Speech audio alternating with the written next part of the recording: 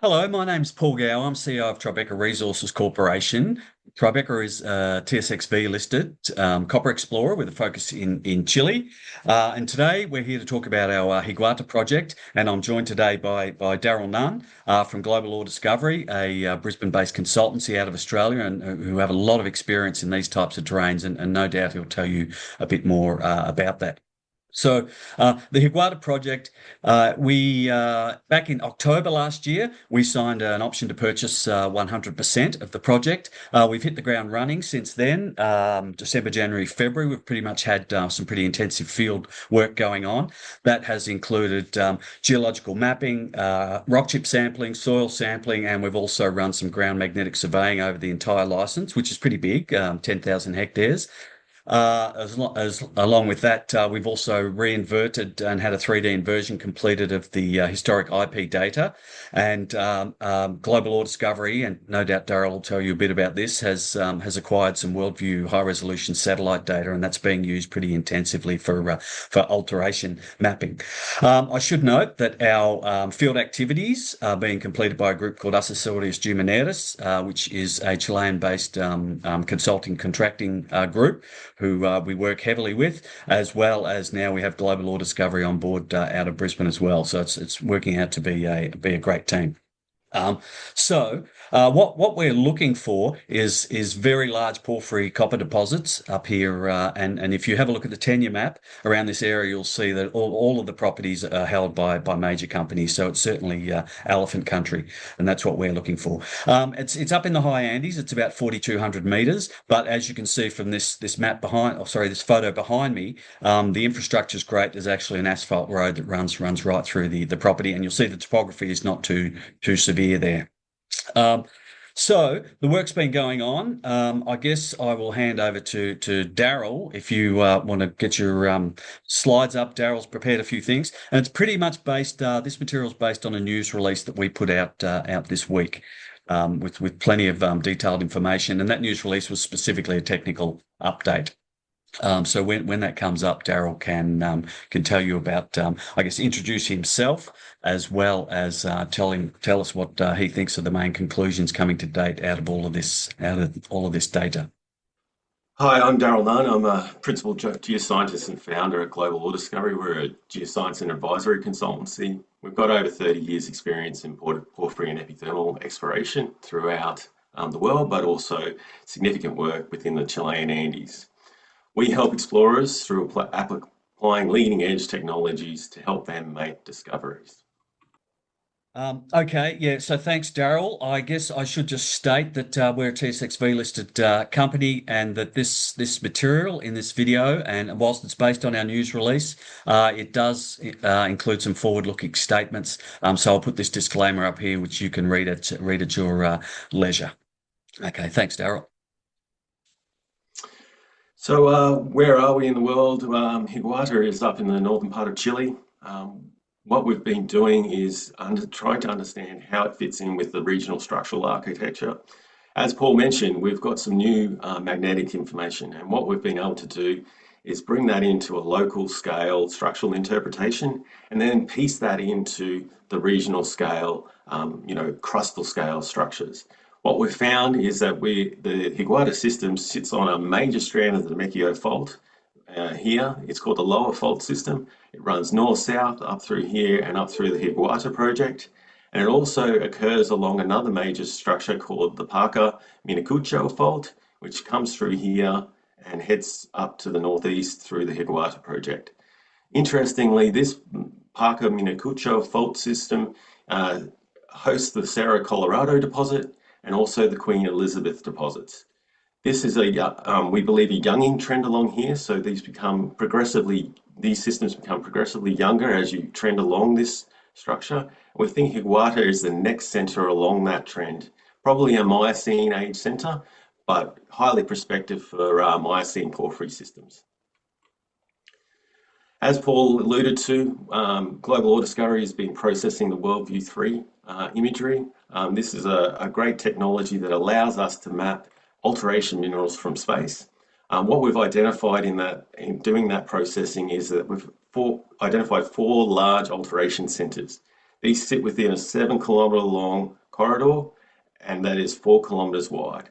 At El Toronto, we have a great signature here with the intermediate argilic, jarositic, argilic, and some sericitic alteration mapped. At Escudo Rio, we see again strong kaolinite alteration, jarosite, and some illite.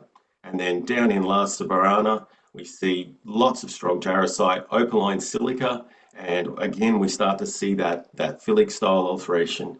And at Cetra Dorado, we've got a large scale zone of illite, muscovite, and some jarosite within there. This is a district scale system. We've got centres here with that occur over a large area and that are very strongly altered. The alteration is epithermal to porphyry in transition, and it's a signature of large-scale mineral systems like Filo del Sol, where we've benchmarked this kind of technology to help explorers find mineralization. So just on that point, Daryl, too, I guess I would just flag for people watching is that there are these four large centres and they're being well defined, in a fantastic way. And to date, the mapping work is focused on those two eastern systems, Cetra Dorado and La Soberana, and a little bit more work mapping up to the northwest. So we're really starting to get a good field truth checking on this data. So it's all tying together really, really nicely. Sorry, Daryl. No, all good. As Paul mentioned, we've got some magnetics. It's a large area, large scale survey, but what we've been able to identify in the magnetics on this left-hand image here is a large scale zone of magnetic depletion. It's what we think would represent the alteration. It extends under areas of cover where we haven't been able to map the alteration from our surface mapping and also from the satellite imagery. So that's a good thing, showing a large scale, bigger system than what we see just at surface. And Within that's this, that we're thick starting blue to, line, Daryl. yeah, that's a big blue line here. Yep. Okay, yeah. In this area here, we can see these orange and reds. These are magnetic high features. These are they look like multiple kind of dome fields, potential stocks. This is a good indication that we've got multi-phase intrusives happening at depth within this system. The pink areas here are large-scale resistive features, resistive high features, and these may represent large zones of silica alteration or vuggy silica alteration that may represent a high sulphidation epithermal target. When we look at the resistivity and chargeability together, what we can see is that we're at La Soberana. We've got a large-scale, highly chargeable zone sitting in at the alteration zone that we can see mapped in the white outlines here. But coincident with that is a very conductive zone that is almost 100% coincident with it. This kind of signature is really classic with the current porphyry discoveries that are being made elsewhere in the Chilean Andes. In Cerro Dorado, we have the same thing. We have another large-scale chargeability zone. Is coincident with a conductive zone, and it sits right in the middle of our large-scale alteration zone. This is an excellent target, and very little work historically has been done in this area. Yeah, I love this. Sorry, Escudo, Daryl. I love this target, and that area is pretty much what you can see behind me on the other side of the road. And I should flag that I was out there in the field last week with the guys, and you see these beautiful dark grey quartz veins that I guess people sometimes would be maybe calling the Maricunga style veins as well. So it's really interesting environment. classic top of the system kind of vein. So that's excellent. Yes. So and then we've got this open target at Escudo Rio. The historic survey that we've had reprocessed, reinverted into 3D space is showing these nice open targets. We've got a nice chargeability anomaly and a nice conductivity anomaly. So there's definitely more work to do here, but it's great to see another coincident anomaly coming together with one of our alteration targets. As Paul pointed out, the guys are out there in the field. It's a challenging place to work, but they've been out there and they've been mapping some really excellent geology that's got some great meaning for us. They've also been out there doing a soil survey. We've been PXRFing that soil survey, And that's to help us refine the program as we progress. So we can focus in and do higher density sampling where areas where we're starting to see some anomalism. At La Soberana, where we've done completed most, all the mapping and PXRF soil sampling today, we can identify a 2.2 kilometre by 1.3 kilometre coincident moly, lead, and arsenic anomaly. It sits in this area here. And as you can see, we've got a number of, previous hit rock chip samples sitting in this area as well. So we can see that the PXRF is highly coincident with the known rock chip zones.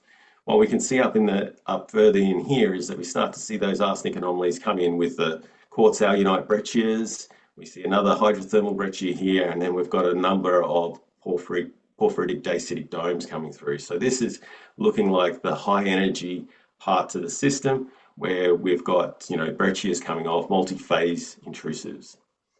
This on the right-hand side here shows us where those IP anomalies sit. You can see this chargeability anomaly and the conductivity anomaly coincident here, and we can see that there's another conductivity anomaly starting to develop here. This is strongly coincident with those breccia systems and the advanced argilic alteration that we're mapping in the WorldView 3, and that's being confirmed by our on-ground team, which is also great. But this large-scale anomaly is sitting here. It's untested by the 2 shallow drill holes that Codelco drilled quite a while ago. These photos down here are showing us, the host rock, highly altered. It's a andesitic lapilli tuff. This central photo here is a silica jarosite hematite hydrothermal breccia. It's a 70-meter wide outcrop, really strong looking alteration, but really strong looking sulfides or sulfates developed in here. And then we've got a nice hydrothermal breccia here. It's silica hematite. It's jasperoidal, which indicates to me that it's quite high level. It's a nice looking hydrothermal breccia. So we're starting to develop elements here of a multi-phase hydrothermal magmatic system. Having a look at a long section through the geophysics and our mapping and sampling, this section here runs from the south through the La Soberana alteration anomaly and then through to the north into the Cerro Dorado anomaly. What you can see at La Soberana is that we've got a large-scale IP chargeability anomaly. So this rainbow-coloured image in the background is our chargeability, and pinks and reds are nice high colours. So we can see that anomaly there, but around that and coincident with it is our conductivity anomaly. So this is the key, system footprint that we'd like to see for a deeper porphyry target. We can see that the drilling that was done by Codelco is too shallow. It drills into these blue ribbons here are the resistivity, so resistivity high areas, so indicative of potential silica horizon, that it's sitting above our porphyry target. So they've just drilled into that capping rock and have not tested the anomaly properly. We see that quartz alunite breccia sits on the edge of that resistive zone. Sorry, Daryl, to interrupt. Yes, so just to add some more detail on that drilling, and for a sense of vertical scale, those 2 holes are 300 and 250 metres deep, and they're probably, this is an oblique section, but they're about 250 metres apart. And one of the things that we thought was really nice is those holes have incredibly anomalous molybdenum in them. The 2 holes have basically the whole length of the hole is about 120 to 150 ppm molybdenum, which is pretty compelling in this environment. Yeah. So coincident at surface, we start to see that arsenic, lead, zinc, moly anomalism sitting in directly above it. At Cerro Dorado, we've got the same thing. Here's our chargeability anomaly sitting in the background here. We've got a really conductive zone sitting coincident with it. We've got some geochemistry sitting above it, but never been tested. Not a lot of work being done out there. We're finishing off our mapping out here. But as Paul pointed out, we see those high-level grey silica veins that are classic tops of the porphyry system. So this looks like a really compelling target and something that could be significant. To summarize up, we're looking at a large scale alteration system. It's 7 kilometers long, 4 kilometers wide. Within that, there are four centers. They are epithermal to porphyry alteration. We've got evidence of magmatic hydrothermal fluids. We've got a lot of sulfates in there that's indicating a lot of sulfur in our fluid system. We've got multiple intrusive and breccia phases. This is great because it means that we've got multiple events, and the more events that we have, the better chance we have of producing an ore body. The geochem that we're seeing and the drilling that we're seeing is that we've got a lithocap above potential productive porphyry zone. So with those targets that we're seeing, those strong coincident geophysical signatures at depth are great targets for a porphyry system that would sit below almost a geochemically barren cap. So, surprisingly, this area is unbelievably underexplored with only a small survey of IP geophysics, only two drill holes that are 250, 300 meters long that haven't tested those geophysical anomalies. It's just unbelievable that this part of the world that the majors are playing in with world-class porphyry copper deposits is sitting there with only two drill holes in it. Tribeca, with the team on the ground, have got systematic district scale exploration in progress. This will help us to define the best high quality drill targets that we can, understand the vectors that we're seeing within the surface geology, alteration, geochemistry, to really hone those targets and make sure that the drilling's optimized to test them. Yeah. Excellent. Yeah. Well, thanks, Daryl. And that's really sums it up. Is that we've done all of this work, and this work is still ongoing. I should point out. With we really want to make sure because it's such a large area that we're getting drilling in the right place because you know yeah, it's expensive to drill and you can still be hiding large deposits out here and miss them if you don't target your drilling correctly. So that's excellent. I guess I should flag on that point. I perhaps neglected to say that we're seeing all this fantastic indications at surface that there might be something nice there, and we're talking about some of the large deposits that we see elsewhere in the Miocene. But there's no guarantee that what we're getting at Jiguata is going to be the same as those deposits. But that's why we're drilling, and that's the exploration business. So this is I'm excited by this, and you obviously see Daryl is, and we think this is pretty good stuff to be seeing at surface. And we can't wait to drill it. In terms of drilling, we're still having the field mapping is wrapping up soon, and the sampling. We're having some delays with lab results coming in Chile. There's been an incredible pickup in field activity in Chile that the labs are starting to have extended turnaround times. So we're basically needing to get all of those results in, and then we can. And one thing we haven't spoken about, I guess, Daryl, too, also is that with the soil samples, for example, we're also looking at getting into some TerraSpec analysis on those as well, so they can help us vector.